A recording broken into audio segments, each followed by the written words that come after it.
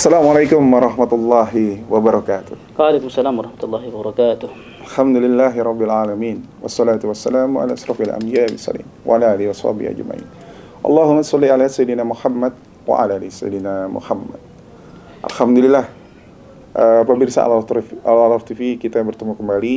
Insyaallah sekarang kita akan membahas tentang sholat. Mungkin episode terakhir, tapi kelanjutannya kita akan bahas dengan tema-tema yang lainnya. Alhamdulillah guru kita sudah hadir di sini. Ustaz Heru, gimana kabarnya, Bos? Alhamdulillah khair. Alhamdulillah khair. Ini Ustaz, terakhir nih, kita langsung aja. Kita terakhir tuh akan kita bahas sekarang ini adalah tentang sujud akhir dan salam. Sujud di rakaat terakhir dan salam. Okay. Tentunya di situ ada tahiyat terakhir juga, ada amalan-amalan sebelum salam lah. Ya. Bisa diterangkan aja langsung, Ustaz. Baik.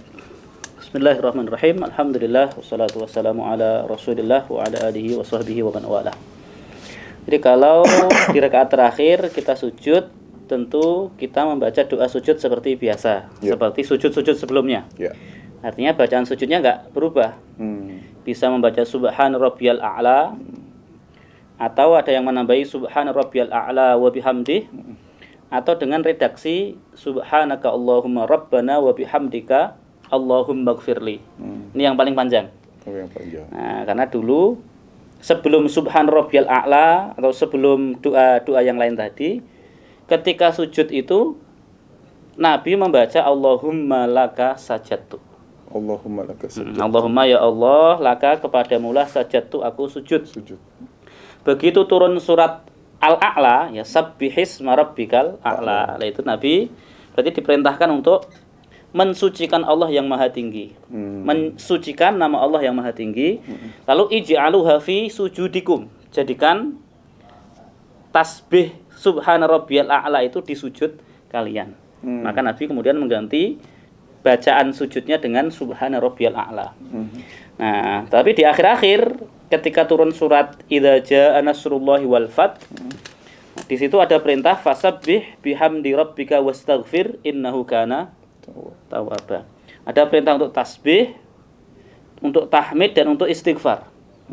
Maka kemudian Nabi doanya berubah lagi menjadi subhanaka Allahumma rabbana wa bihamdika Allahumma gfirli. Di situ ada tasbihnya, ada tahmidnya, ada istighfarnya. Baik. Nah, setelah kita membaca doa sujud subhana rabbiyal a'la atau subhana rabbiyal a'la wa bihamdi, minimal 1 kali. Jadi ukuran tumak ninah itu minimal 1 kali tasbih. Nah, sunnahnya 3 kali. Ya, kalau pengen mendapatkan keutamaan ya dibaca 3 kali. Nah, setelah itu kita diizinkan atau diperbolehkan untuk memperbanyak doa di dalam sujud kita. Sebenarnya memang tidak ada pengkhususan harus di sujud terakhir. Boleh di sujud manapun. Awal pun, mau awal, mau tengah, mau di rakaat pertama, kedua, ketiga, mau setiap rakaat saat sujudnya kita berdoa juga boleh. Nah, tetapi di rakaat terakhir ini kalaupun kita mau menambahkan doa setelah doa sujud, maka dipersilahkan. Kenapa? Karena momen sujud itu adalah momen di mana seorang hamba itu lagi dekat-dekatnya dengan Allah Subhanahu wa taala. Kita berada di tempat yang terendah, kemudian mensucikan Allah yang maha tinggi, gitu kan? Nah, maka silahkan berdoa, apa yang menjadi hajatnya boleh ditumpahkan di situ.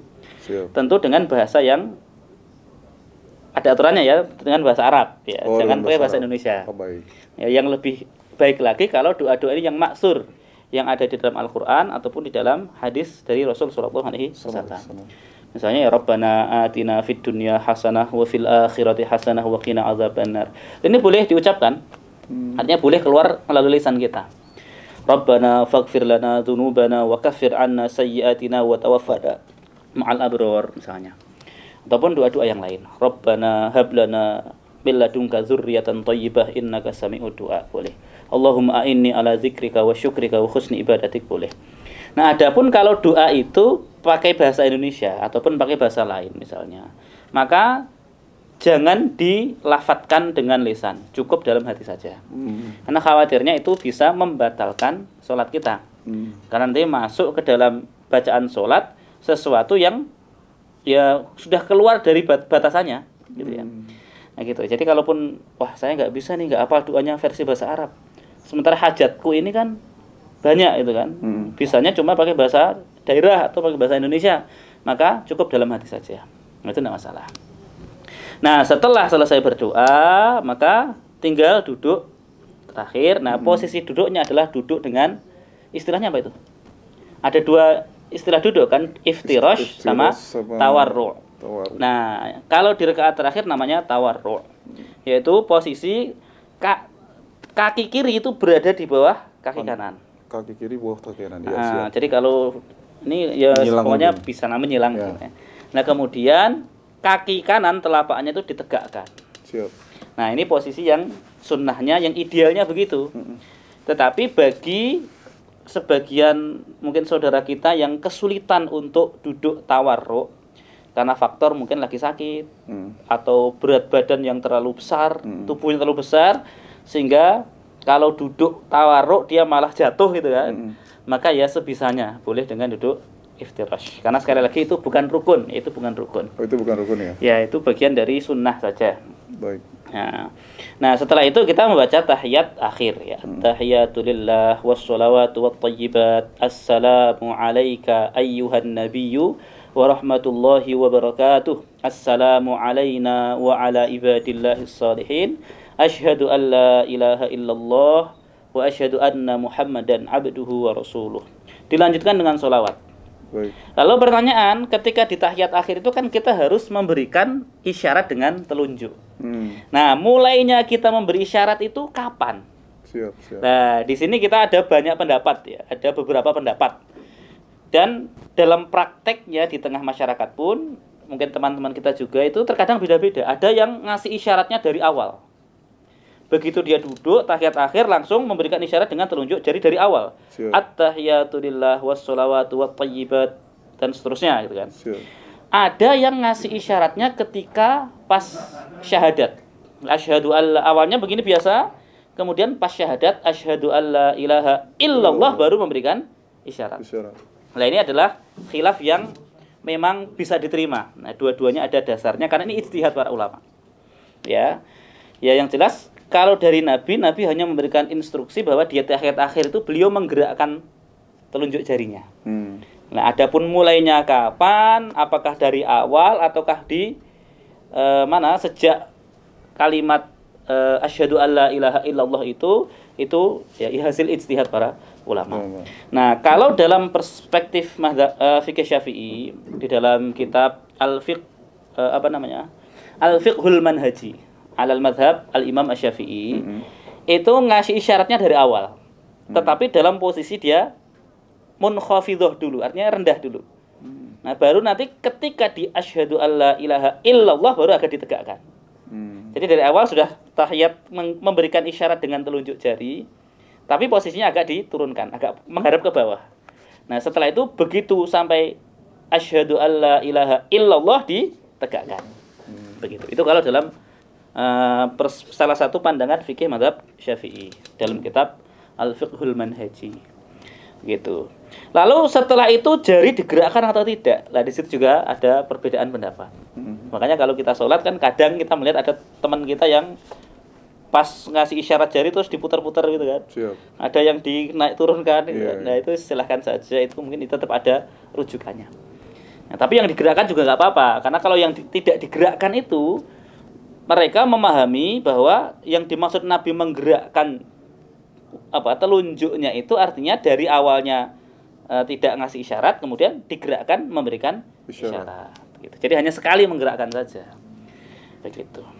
Nah, setelah itu kita baca salawat Allahumma sholli ala Muhammad wa ala ali Muhammad kama shallaita ala Ibrahim wa ala ali Ibrahim wa barik ala Muhammad wa ala ali Muhammad kama barakta ala Ibrahim wa ala ali Ibrahim fil alamina innaka hamidum majid. Nah, selawatnya sudah selesai.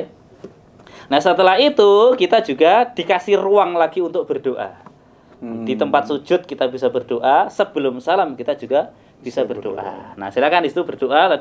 Di antara doa yang diajarkan Nabi apa? Doa meminta perlindungan kepada 4 fitnah itu ya. 4. Allahumma inni a'udzubika min azabi jahannam wa min azabil qabri wa min fitnatil mahya wal mamati wa min fitnatil masihid dajjal. Ya Allah, aku berlindung kepadamu dari apa tadi? Azab kubur, Fitnah jahanam. fitnah neraka jahanam, Fitnah kemudian kubur, fitnah hidup dan mati, hidup dan kemudian mati, fitnah dari Dajjal. Dajjal. Nah, setelah itu boleh disambung dengan doa yang lain. Misalnya Rabbi inni lima anzalta ilayya min khairin faqir, minta kebaikan dari Allah. Minta supaya dikasih kemudahan untuk haji dan umroh misalnya, ziarah ke Mekah dan Madinah. Allahumma rizukna ziyarata Makkah wal Madinah misalnya. Boleh. Nah, silahkan apa yang menjadi hajat ini sampaikan di situ. Gitu. Sekali lagi ya doanya diupayakan dengan doa berbahasa Arab. Ya, jangan pakai bahasa yang lain karena nanti bisa membatalkan sholat. Nah, setelah kita selesai maka sudah terakhir kita tinggal salam. Tinggal salam. Assalamualaikum warahmatullahi. Assalamualaikum warahmatullahi. Nah, yang wajib itu salam satu kali yang ke kanan. Oh, yang wajib ya? Yang wajib. Misalnya gini, kalau kita sudah salam satu kali Assalamualaikum warahmatullahi terus tiba-tiba batal, maka sholatnya sudah sah. Karena salam yang ke kiri itu sunnah hukumnya. Baik. Gitu. Nah, kemudian bagi yang misalnya melakukan kesalahan dalam pelaksanaan sholat, kesalahan dalam artian bukan kesalahan jumlah rakaat ya, artinya kesalahan misalnya ragu-ragu mengenai jumlah rakaat atau lupa misalnya, maka sebelum salam ini juga menjadi tempat untuk melakukan sujud sahwi. Sebelum salam? Sebelum salam. Itu ketika kesalahannya di mana? Jadi kalau kesalahan itu misalnya kita ragu-ragu mengenai jumlah rakaat. Ragu-ragu itu misalnya begini, kita sholat duhur, pas di rakaat ketiga itu kita ragu-ragu. Ini aku sudah 3 rakaat atau sudah 4 rakaat ya? Baru 3 atau 4 ya? Dengan ragu-ragu kan? Ya, maka ketika ragu-ragu 3 atau 4 kita memilih yang pasti, yaitu yang sedikit. 3. Tapi kan itu pilihan kita kan, istihad kita. Bisa jadi salah kan? Bisa jadi benar gitu kan. Maka karena kita ragu-ragu, kita lupa gitu kan. Maka nanti dianjurkan sebelum salam kita sujud sahwi. Kita mengakui bahwa kita ini hamba yang bisa lupa, manusia biasa yang bisa salah dan lupa, dan mensucikan Allah bahwa yang tidak lupa dan tidak tidur itu hanya Allah Subhanahu wa taala. Adapun doanya ya subhanalladzi la yanamu wala yashu. Meskipun enggak harus kayak gitu doanya ya, bisa dengan doa-doa yang lain. Seperti subhanallah, yang penting kita mensucikan Allah. Atau subhanarabbiyal a'la itu juga diperbolehkan. Gitu. Nah, adapun kalau kesalahannya itu kurang jumlah rakaat, maka itu enggak bisa diganti dengan sujud sahwi. Artinya kalau kurang jumlah rakaat ya harus nambah. Dengan sholat yang berbeda ya? Bukan sholat yang berbeda, tapi misalnya nih harusnya 4 rakaat, baru 2 rakaat kok salam. Iya. Itu nggak bisa, terus tinggal dia sujud sahwi nggak boleh. Oh, boleh. Ya harus nambah dulu 2 rakaat. Baru nanti dia sujud sahwi sebelum salam. Di penambahannya ya? Di penambahannya. Oh gitu. Jadi yang namanya rukun kalau ditinggalkan dia nggak bisa diganti dengan sujud sahwi. Harus diganti rukunnya itu. Dilengkapi, kemudian baru nanti kita ngakui lupa dengan sujud sahwi. Nah, selesai salam, maka selesai sudah rangkaian ibadah sholat dari yang pertama sampai yang terakhir. Nah, sholat itu penutupnya adalah salam. Baik, Ustaz. Okay. Ada pertanyaan gini, Ustaz. Kapan dilakukan misalkan dalam hal jamaah ya, jamaah. Sujud sahwinya itu dilakukan. Maksudnya apakah sesudah salam boleh sujud sahwi? Sujud sahwi sebelum salam. Sujud sahwi selalu sebelum salam. Bukan sesudah salam ya? Ya bukan. Kalau udah salam ya sudah nggak usah sujud sahwi. Oh gitu. Kalaupun misalnya kita lupa nggak sujud sahwi pun nggak apa-apa. Gitu. Karena memang itu bukan bagian atau bukan rukun dari sholat. Gitu. Kalau noleh dalam hal salam itu gimana, Tad? Assalamualaikum. Noleh ya upayakan kita bisa menoleh bagian kanan. Enggak kan ada yang ada saya dapat dulu pengajaran wabarakatuhnya ke tengah. Gimana? Apakah selesai semua sampai Assalamualaikum? Kalau yang saya pahami salamnya itu Assalamualaikum warahmatullahi saja. Assalamualaikum warahmatullahi salam. Kemudian Assalamualaikum warahmatullahi. Adapun kalau mungkin ada pendapat lain, ya mungkin ada ya. Kalau mau salamnya lengkap ya Assalamualaikum warahmatullahi wabarakatuh ada. Baik. Tapi yang saya amalkan saya pribadi dan yang saya ketahui ya Assalamualaikum warahmatullahi. Assalamualaikum warahmatullahi wabarakatuh. Baik, nggak ada berhenti dulu tengah terus ini lagi nggak ada ya? Saya belum tahu itu. Ya bisa jadi ada dasarnya, ada ilmunya, tapi saya belum tahu. Belum tahu ya. Oke. Saya nunggu pertanyaan nih. Kira-kira ada pertanyaan lagi nggak? Coba sebentar saya lihat tuh. Wah, masih belum sih Ustaz. Masih belum nih pertanyaan nih. Terus apa ya? Ketika kita ini jadi masbuk, kadang yang saya tahu itu misalkan saya imamnya sudah salam, saya masih kurang 2, saya kan masbuk gitu. Apakah saya ketika salam pertama kali saya naik ke atas melanjutkan kekurangan saya, apa saya nunggu sampai salam kedua? Baik, kalau seandainya yang masbuk ini setelah imam salam baru pertama langsung berdiri, maka sholatnya tetap sah. Sholatnya tetap sah. Nah, sholatnya tetap sah. Bahkan dalam satu pendapat, tahiyat akhir imam bagi makmum yang masbuk itu bukan rukun, hukumnya sunnah. Artinya gini, ini pendapat, walaupun sekali lagi ini pendapat yang tidak familiar di kalangan masyarakat kita ya. Kalaupun imam misalnya pas rakaat terakhir dia duduk tahiyat akhir, itu makmum sudah boleh mufarokoh. Mufarokoh itu apa? Memisahkan diri dari imam, gitu. dia langsung berdiri melanjutkan kekurangannya. Betul. Tapi ini kan pendapat yang nggak familiar lah. Dan kalau sekiranya itu bisa menimbulkan kegaduhan, ya nggak usah diamalkan. Ya khawatirnya nanti orang-orang akan menganggap kita ini salah, atau dianggap kita nggak paham, atau dianggap ajaran yang menyimpang kan begitu. Nah maka ya sudah, yang terbaik demi kebaikan semua ya, artinya biar tidak timbul kegaduhan, kita melanjutkan kekurangan sholat kita, kekurangan jumlah rakaat kita ya, nunggu imam selesai salam. Ya, saya assalamualaikum warahmatullah, assalamualaikum warahmatullah, baru kita berdiri. Oh, 2 kali ya. 2 kali. Pokoknya walaupun penuh ya. Penuh ya. Itu ya tetap yang terbaik dari banyak sisi lah ya. Artinya nanti kita nggak akan dianggap macam-macam itu ya, nggak akan dituduh macam-macam itu kan. Nah, walaupun sekali lagi, kalaupun misalnya karena musuh yang masbuk ini buru-buru misalnya, imam baru salam sekali assalamualaikum warahmatullah, dia langsung berdiri, itu sholat dia tetap sah. Tetap sah. Nggak apa-apa, dan itu sudah boleh. Udah boleh. Bahkan tadi yang lebih ekstrim kan, imam tahiyat akhir aja dia boleh langsung niat mufarokoh, memisahkan diri terus berdiri melanjutkan. Tapi sekali lagi jangan menyelisihi apa yang sudah berjalan di masyarakat, nanti malah gaduh.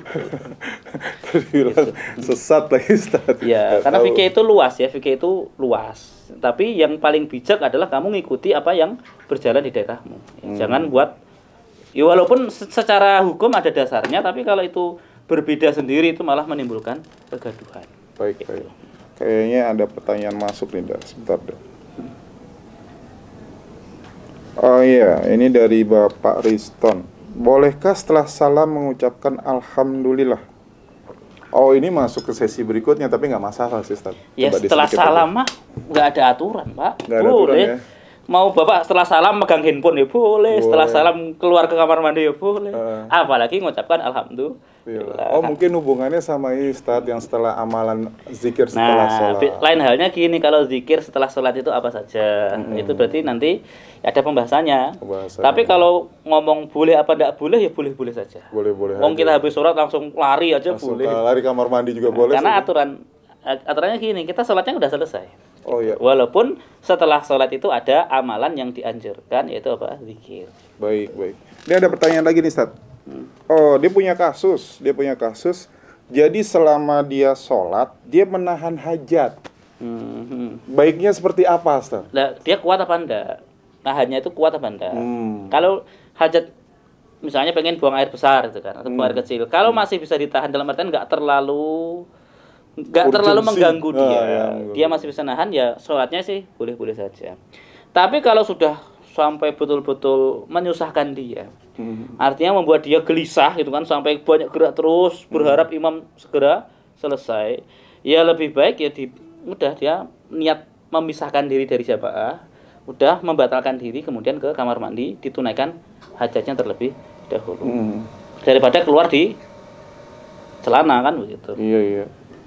Oh, makanya upayakan ketika kita mau sholat itu ya sudah ada bayangan dalam keadaan gini, kondisi tubuh lagi sudah siap untuk sholat gitu. Kalau mau ke belakang ya sebelum sholat disiapkan dulu. Tapi ya terkadang keadaan darurat itu muncul tiba-tiba gitu ya. Betul. Ya tapi ya kalau sekiranya dia masih bisa nahan, ya ditahan. Tapi kalau sudah nggak kuat lagi, ya tetap harus ke belakang, batal.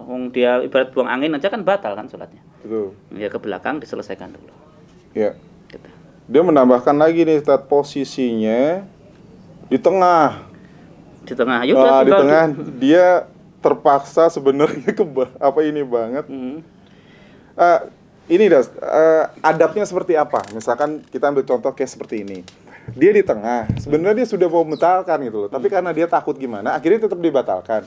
Terus dia merasa kalau dia ke depan nggak bisa, mau nggak mau dia menoleh ke belakang. Dia mengasih isyarat kepada yang belakang untuk maju ke depan biar dia bisa keluar gitu maksudnya. Adabnya seperti apa, Ustaz, kalau misalkan? Berarti itu posisi sudah dibatalin. Sudah dibatalin. Ya udah, dia tinggal balik ke belakang. Terus dia jalan aja nyari celah-celah di antara soft-soft itu. Nggak usah ngasih syarat. Nggak usah syarat, nanti itu paham sendiri. dengan sendirinya biasanya langsung naik ke depan atau mengisi yang kosong. Bagi kalau jamaah itu paham, maka yang di belakang begitu melihat soft depannya kosong, ya dia akan maju. Jadi yang batal ini fokus aja dia keluar untuk segera berwudu. Jadi tidak usah ngatur-ngatur jamaah. Yaudah, pokoknya balik aja, mundur ke belakang, cari celah-celah. Insya Allah yang di belakang kita akan paham, ngerti ini batal, dia pengen jalan keluar kan gitu. Begitu halnya kalau misalkan si imam sendiri, Ustaz ya? Ya, imam juga kalau begitu. dalam berjamaah ya?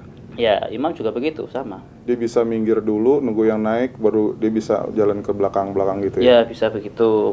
Kalau di sini kan, atau mungkin soalnya sebagian kan masjid posisinya kan ketutup nih. Ya, karena di tempat imam nggak ada pintu keluarnya kan. Gitu. Kita langsung kaca, ngerinya dijebol langsung ke kolam. Iya. Ya, alhamdulillah kita udah ada di sesi terakhir dari sholat. Alhamdulillah, Ustaz, terima kasih banget sudah penjelasannya. Pemirsa, bisa dilayangkan komentarnya atau pertanyaan-pertanyaan menyusul barangkali tentang sholat di kolom komentar. Yang insya Allah ini adalah sesi terakhir. Kita akan membuat sesi yang baru. Silakan saja bisa diisi. Semoga apa yang kita sudah sampaikan ya, Ustaz ya, bisa bermanfaat bagi jamaah semua atau pemirsa Al-Araf TV di rumah. Terima kasih. Assalamualaikum warahmatullahi wabarakatuh. Waalaikumsalam warahmatullahi wabarakatuh.